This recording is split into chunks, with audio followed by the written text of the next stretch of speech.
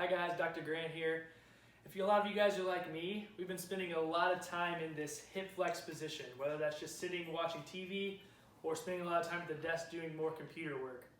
I'm going to give you guys a series of exercises here just to kind of help get our hips extended and just to kind of help develop some glute strength. What more glute strength and more hip extension is going to give us, it can just help take some of the stress off of our lower back with just our normal bending and hinging motions, whether that's just picking a kid up off the floor or actually getting in the gym and doing a heavy deadlift.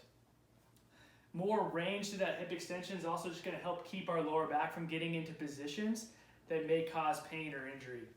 So if you guys recall, Oz gave you guys an exercise menu that we can start making our home workouts. These exercises here are a great option for any sort of lower body pull exercises or any hip dominant exercises.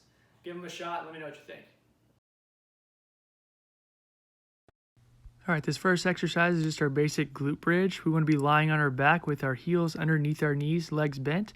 We're going to lift the toes up and we're going to press through our heels. Make sure our rib cage is nice and over our pelvis and just kind of keep our core engaged. Drive through the heels and lift the hips up. Try to extend through the hips and not through the lower back. This next one is the same exercise except using a little bit of resistance. So I've got a resistance band using the same technique, using my hands to hold the band down.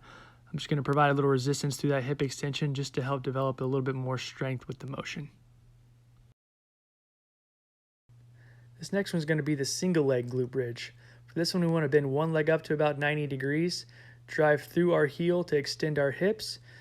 For this one, we want to make sure we try to get that same height that we are getting with our normal glute bridge and make sure that we do both sides.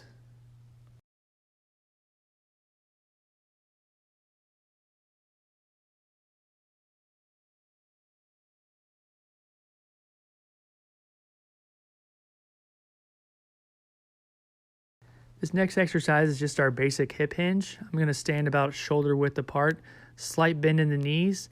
I've got the back of my hands at the small of my lower back just to make sure I'm not rounding or bending my lower back. Reach back with our hips, and then we're going to use our glutes just to extend our hips forward on the way up, keeping our back nice and flat. This is the foundational movement for any deadlifting or hip hinging motion. This next exercise is going to be our single leg deadlift or single leg hip hinge with a reach. Same setup as the basic hip hinge, about shoulder width apart. We're going to drive one of our hips back. The non-working leg's just going to come with it. Again, keep our back nice and flat as we reach our arms forward. This one's going to be a little bit more challenging on our balance. We want to make sure that we do both sides here. Again, drive that hip back. Other leg, opposite leg comes back with it. Reach forward, keeping our back nice and flat.